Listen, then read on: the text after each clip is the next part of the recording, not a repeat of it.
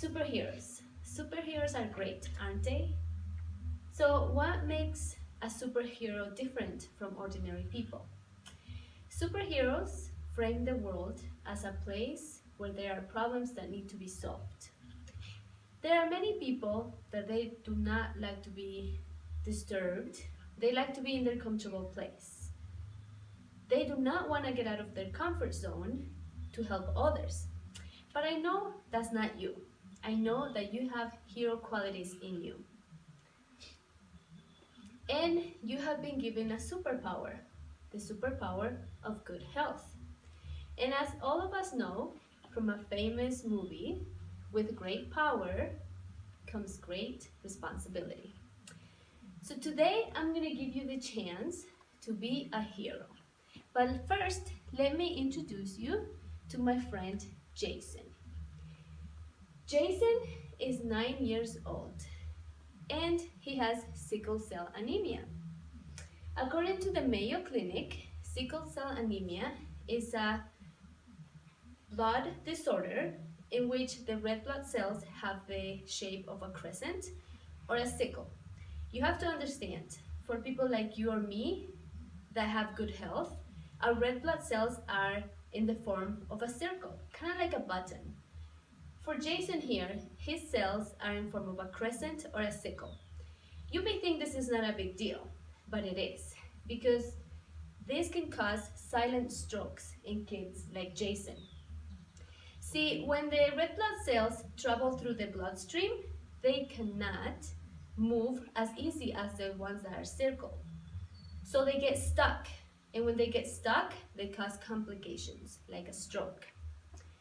Also, people that have sickle cell anemia like Jason, their body do not receive enough oxygen that it needs. So the organs can actually get damaged because they need a certain amount of oxygen. Jason has had 10 surgeries, including brain surgery. And he needs a marrow transplant. Now, Jason has a twin sister. However, his twin sister is not a match for Jason. Most people believe that when a person needs a bone marrow transplant, they can find one in their family members. But this is not true because only 30% of family members can actually donate to another family member. And this leaves the 70% of these people with no donor, and they are depending on people like you and strangers that have a good heart and want to be heroes and save their lives. So Jason, at the moment, depends on the Be The Match registry.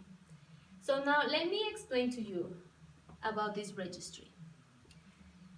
First, let me tell you about Be The Match. Be The Match is a non-profit organization and is the global leader in bone marrow transplant.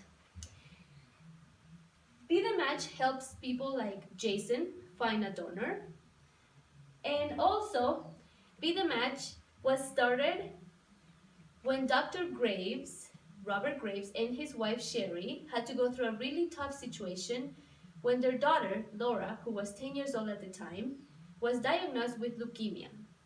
They were so desperate and they were willing to do anything so they can save their daughter.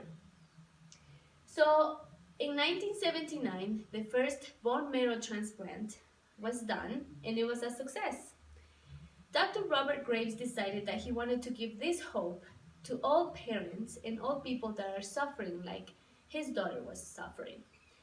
So then he decided, with the help of patients, family, Congress support, US Navy funding, to start a national volunteer for donors of bone marrow.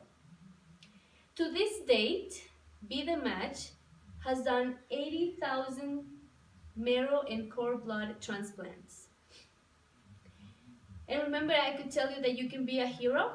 Yes, remember my friend Jason? You can be a hero for Jason through Be The Match. So your hero journey starts at this amazing non-profit organization. What you need to do then, right? Well, first, you need to join the Be The Match registry. And how do you do this? You could either go to your community donor center and provide a sample of your tissue. You could also get a Be the Match kit mailed to you. And how do you do this test? You might be already, oh no, I'm not gonna do that, right? It's very simple. All that you need to do is swab the inside of your cheek and just give your sample. Then your tissue sample enters this huge database. And this is called the Be the Match registry. After you do that, you can go home and relax. Nothing else will happen until maybe someday you will receive a call saying, hey, you want to be a hero? Because someone needs you to be able to live, and you can be a donor for that person. So, in the event that you get this call and you have the privilege to save someone's life, you can donate your bone marrow. There are two ways you can donate bone marrow. The first one I'm going to talk about is called peripheral blood stem cell donation. First of all, calm down. This is not a surgery procedure. However, you do need to prepare 5 days before the donation. Before these 5 days, they're gonna give you an injection of a drug called filgrastim. This drug increases the blood-forming cells in your bloodstream. On day 5, you will go to the hospital to donate your stem cells. For this, the doctor will need your 2 arms. He will inject a needle in one of your arms to get the blood out, and then it goes through a machine, like you can see here. This machine is amazing because it separates out the blood-forming cells, and then the remaining blood is returned to you through the other arm. This procedure takes a little bit more than 4 hours. I know what you're thinking. Oh my gosh, I'm not gonna do that. 4 hours with a needle in my arm? But remember my friend Jason? 10 surgeries, including brain surgery. And he also probably has to go through chemotherapies, pumping chemicals through his little body. And also he gets monthly blood transfusions. He also gets a needle stuck in his little tiny arm for hours. So I know you, my hero, can just deal with 4 hours of discomfort. The other way you can donate is through bone marrow extraction. This is about a 2-hour surgical procedure. But you will be given anesthesia, so you will feel no pain. For this, the doctor will make small incisions, about 1/4 of an inch.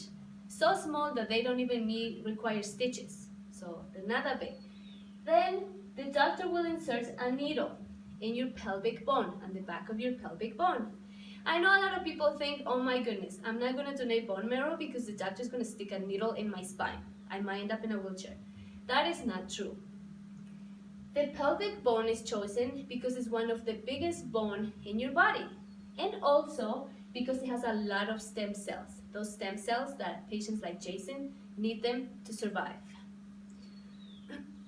And also, you can go home the same day. So you can see that it's not a huge procedure. It takes 2 hours, true, but you can go home the same day. There are very rare occasions where you have to stay overnight for observation, but this happens very, very rarely.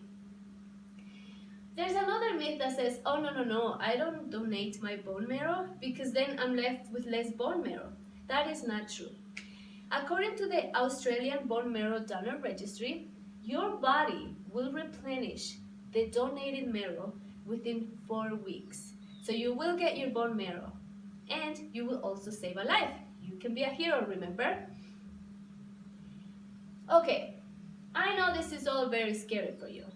And I know there's people here that are afraid of hospitals, hate needles, and just cannot do it. Or sometimes you don't even have the time to do it. And that's okay.